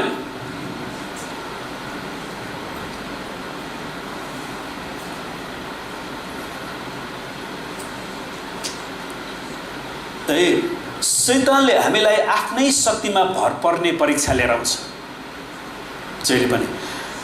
अनि यो परीक्षाको स्थानलाई, यो ठाउँलाई हामी हेरौँ, उजाड स्थान। शैतानले यसुलाई कहाँ लान्छ? पवित्र आत्माद्वारा यसु कहाँ लगिनु भयो? उजाड स्थानमा लगिनु भयो। हेर्नुहोस् है, परीक्षा गरिने ठाउँ पनि एकदमै महत्त्वपूर्ण कुरा हो, उजाड स्थान। अनि यो उजाड स्थानलाई हामी अलिकति अध्ययन गरौँ। यरुसलेमलाई छोड, तपाईँ हाम्रो कोही यहाँबाट शान्ति सेनाद्वारा वा कुनै माध्यमद्वारा इजरायल जानुभएको छ? एक्जाम जानुभएको छ? तपाईँ त्यो उजाड स्थानमा जानुभयो भाइ? यरुसलेमबाट मृत सागरसम्मको त्यो बिचको त्यो भाग देख्नु भएको छ नि? एकजना भाइ जानु भएको रहेछ। तपाईँ पनि जानुहोस्, तपाईँ अलिक पैसा कमाउनु भएको छ भने जानुहोस् क्या, इजरायल घुम्नुहोस्। हामीले वचन चाहिँ अलिकति वचन बुझ्नलाई तपाईँलाई सहायता गर्छ। अनि मलाई एकजना साथीले भनेअनुसार तपाईँले $100 खर्च गर्नुभयो भने ट्याक्सी ड्राइभरलाई $100 दिनुभयो थियो, यरुसलेमको ट्याक्सी ड्राइभरलाई $100। अहिले चाहिँ अलिकति बढ्यो कि, 4-5 वर्ष अगाडि सुनेको मैले। $100 उसलाई दियो भने उसले चाहिँ नि बाइबलको जे जति त्यो ठाउँहरू छ नि, येशू ख्रिस्टले सेवकाई गर्नुभएको ठाउँ, त्यो च्यान डाँडा, त्यो शिक्षा दिएको ठाउँहरू, त्यो सबै घुमाइदिन्छ अरे क्या उसले। तपाईँ प्रार्थना गर्नुहोस् अनि एकचोटि घुम्नुहोस् भने त्यसले तपाईँलाई बाइबल बुझ्नलाई सजिलो पनि हुन्छ। हाम्रो एकजना भाइ पुग्नु भएको रहेछ, धेरै खुसी लाग्यो। यरुसलेमलाई छोडेपछि त्यो हामी ओह्रालो झर्दै है एरिकोतिर, यरुसलेमबाट एरिकोतिर ओह्रालो झरिन्छ। यरुसलेम चाहिँ डाँडामा बसालेको सहर हो, त्यहाँबाट तल झर्छ, एरिकोको इलाकामा आइपुगिन्छ। अनि जुन चाहिँ मृत सागर सँगै मिलेको छ, त्यो मृत सागरसँगै छ त्यो ठाउँ, जो समुद्रभन्दा करिब 1000 फिट गहिरामा रहेछ। त्यो समुद्रभन्दा पनि 1000 फिट गहिरोमा छ है। यो करिब यर्दन नदीकै छेउमा पर्छ। अनि यरुसलेम डाँडामा बसालेको सहर हो र यरुसलेम र मृत सागरको बीचको भूभागलाई चाहिँ उजाड स्थान भनिँदो रहेछ। त्यो मृत सागर र यरुसलेमको त्यो भागलाई, अनि जुन यर्दन नदीको पश्चिमी किनारमा पर्छ। अनि पुरानो करारमा यस क्षेत्रलाई चाहिँ एसिमोन भन्दो रहेछ, जसको अर्थ चाहिँ नष्ट गरिएको वा उजाड ठाउँ भनिन्छ। डेभास्टेसन भन्ने शब्द प्रयोग गरेको छ। पुरै त्यो नष्ट भएको, सबै एकदमै उजाड भएको, केही पनि नहुने। अनि यो करिब माइल र किलोमिटरको थाहा छैन है, 35 बाई 15 माइल भनेर लेखाएर चाहिँ यसको क्षेत्रफल चाहिँ 35 बाई 15 माइलको क्षेत्रफल रहेको ठाउँ हो। अनि एकजना जर्ज एडम स्मिथ भन्ने एकजना व्यक्तिले यसको बारेमा अध्ययन गर्दाखेरि उनको वर्णन अनुसार यहाँ पहिलो किसिमको बालुवा पाइँदो रहेछ है। भाइ तपाईँले देख्नु पहिलो बालुवा, अनि फ्यास्सै जाने चुनढुङ्गा, त्यो चुनढुङ्गा चाहिँ त्यो कुनै डर हुँदैन, फ्यास्सै जाने चुनढुङ्गा। अनि बाङ्गो टुङ्गो परेको खाल्टा खुल्टी, धुलै धुलो, ठोका उठेको ठाउँ ठाउँमा होइन। र अनि पत्र निस्केको चुनढुङ्गाहरू, नाङ्गो चट्टान, त्यहाँ कुनै पनि रुखपात छैन। अनि यो उजाड स्थानमा येशू एक्लै छाडिनुहुन्छ परीक्षित हुनको लागि। विचार गर्नुहोस्, परमेश्वरका। अनि उहाँ पूर्ण रूपमा उहाँले परीक्षा गर्दाखेरि उहाँलाई सहायता गर्ने कोही व्यक्ति थिएन है। उहाँ पूर्ण रूपमा त्यहाँ लगिनु भयो।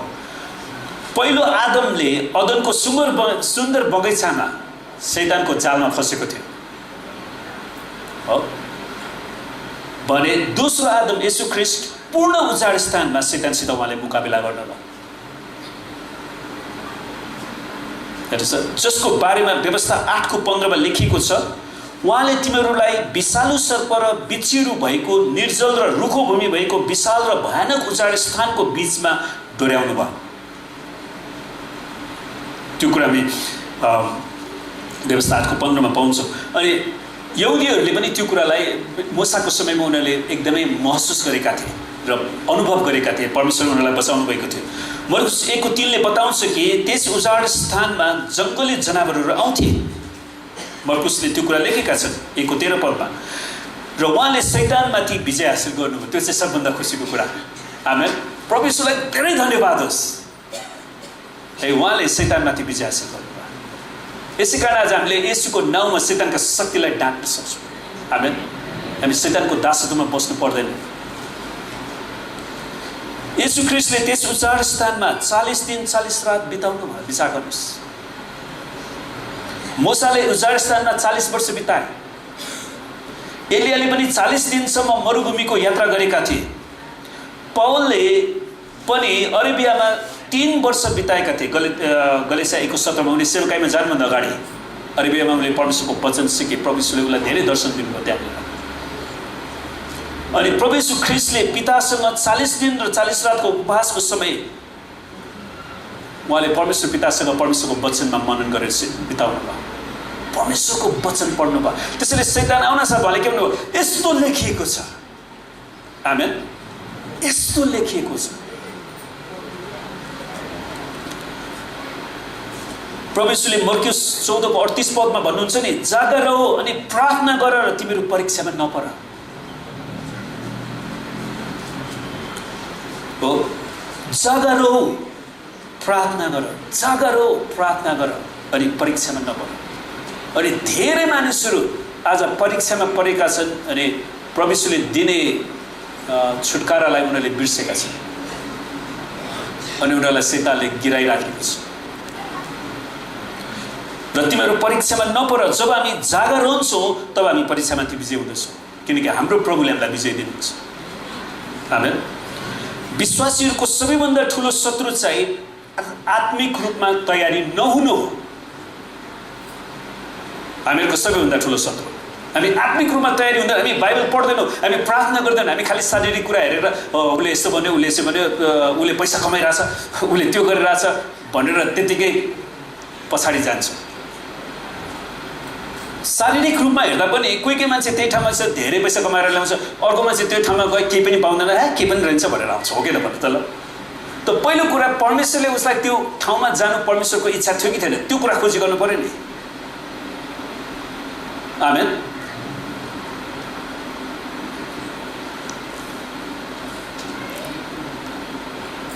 त्यसैले हामी आत्मिक रूपमा तयारी नहुनु, उहाँको वचन नपढ्नु, प्रार्थना नगर्नु, त्यो चाहिँ सबैभन्दा ठुलो शत्रु हो। येशू ख्रीष्ट 40 दिन 40 रातको उपवासपछि शैतानसँग मुकाबला गर्न तयारी हुनुभएको थियो। कसरी? उहाँले परमेश्वरको वचनमा मनन गरेर।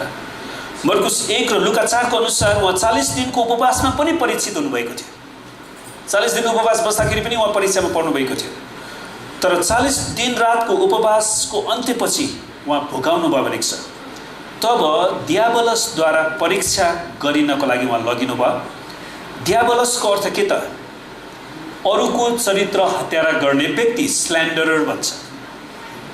शैतानको विभिन्न नामहरू छ, त्यसको एउटा नाम चाहिँ दियाबलस। दियाबलस शब्दको अर्थ अरूको चरित्र हत्या गर्ने व्यक्ति, अरूको ढाडमा छुरा हान्ने व्यक्ति, पछाडि बस्यो त्यो। अनि धेरै मान्छेहरूले आज उनीहरूको जिब्रोलाई दियाबलसलाई दिएका छन् कि परमेश्वरलाई दिएका छन्, त्यो त हामीले आफैले जान्ने कुरा। त यसले ऊ एउटा व्यक्ति हो भन्ने कुराको पनि प्रकट गर्छ। शैतान पनि व्यक्ति हो। त्यसका अरू नामहरू हेर्नुहोस् है, शैतानको अरू नामहरू पनि छन्। यस संसारको राजकुमार है, आकाशको शक्तिको मालिक। सुन्नुहोस्, कतिजना मान्छेले शैतानसँग सम्झौता गरेर हलिउडमा, मैले एकजना दिदीको बारेमा पढेँ, उहाँको गवाईलाई सुने, अनि हलिउडमा उहाँलाई यति छिटो एकपछि अर्को चाहिँ एकदमै टप, यति धेरै पैसा कमाउने चाहिँ हिरोइन बन्यो क्या। अनि त्यसको लागि चाहिँ उसले शैतानसँग सम्झौता गराएर रहेछ क्या। शैतानले उसलाई सपनामा बोलेछ, तिमीले मलाई पछि, उसले शैतानसँग सम्झौता गरेर राम्रो नाच्ने व्यक्ति पनि रहेछ, उसले नाच्यो। अनि अचानक त्यो हलिउडको डाइरेक्टरले पनि उसलाई चुन्यो, अनि हुँदाहुँदै माथि गयो। अन्तमा एउटा टाइम आयो, शैतानले चाहिँ उसलाई मार्न खोज्या रहेछ। त्यो बेलामा परमेश्वरले अचम्मसँग उसलाई बचाउनु भयो, उसको आत्मिक आँखा खोल्यो। अनि ऊ चर्चमा गएर बल्ल बल्ल चर्चमा गएर मण्डलीले, पास्टर गुरुबाहरूले उसलाई प्रार्थना गरेपछि अनि छुटकारा पाए। अनि परमेश्वरले मलाई कसरी बचाउनु भयो त्यो भन्ने कुरा उसले दिएको गवाई हो क्या खास। अनि कतिचोटि हलिउड, बलिउड र फिल्मको क्षेत्रमा पनि मान्छेले शैतानसँग सम्झौता गर्दो रहेछ। सुन, संसारमा शैतानसँग सम्झौता गरेर उनीहरूले व्यापार हरेक क्षेत्रमा त्यो गरेर हुन्छ। तर परमेश्वरलाई धन्यवाद, हाम्रो प्रभु येशूले हामीलाई सबै क्षेत्रमा आशिष दिनुहुन्छ। आमेन। हामीले येशूसँग सम्झौता गर्नु पर्यो।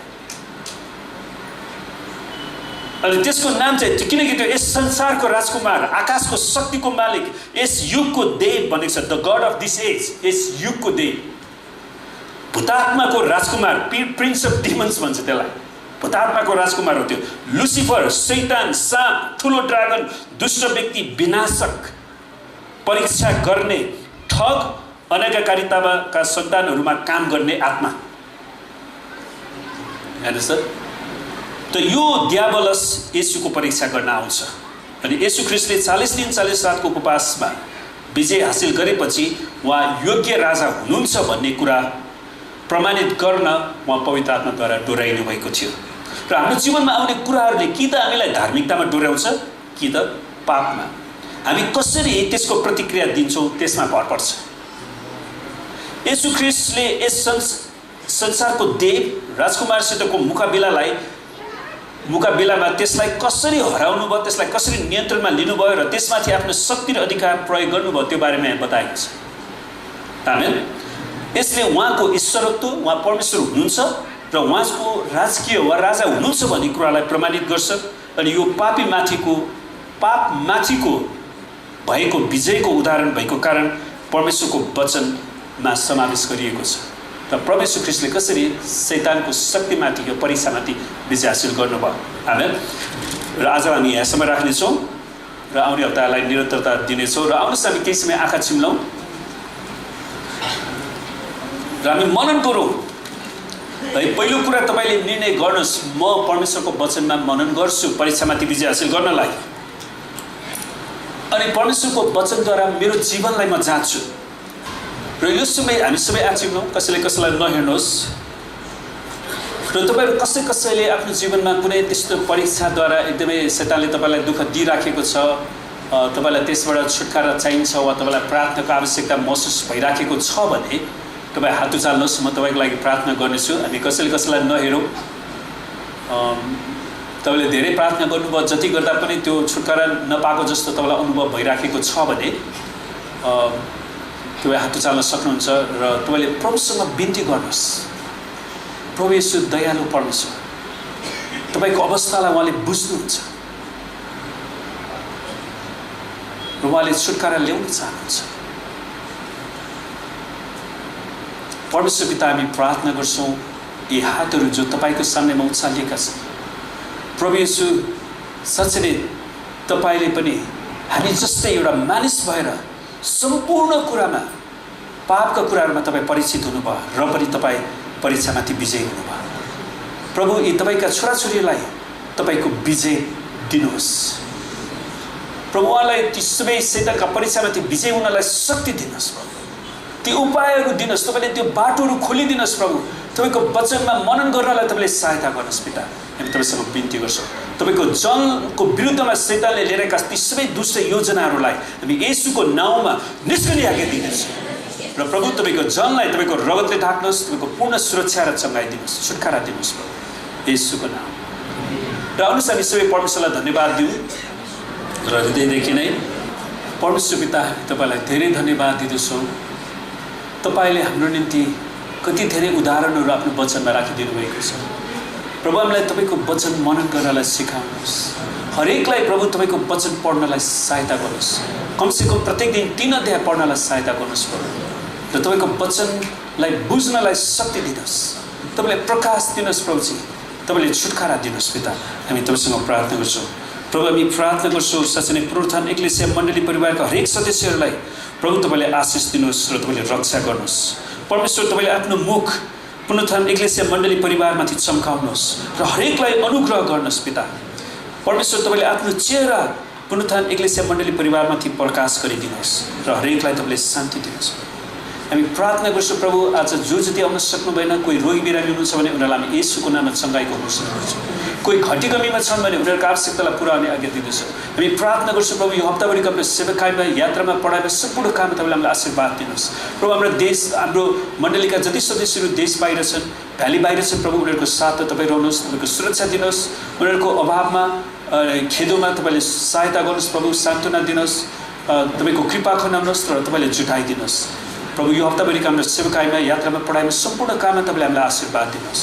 र परमेश्वर पिताको प्रेम, प्रभु यीशु ख्रीष्टको अनुग्रह र पवित्र आत्माको सङ्गति र सहभागिता हामीहरू हरेकसित आजदेखि सदा सर्वदा रहिरहँ, येशूको नाममा। आमेन।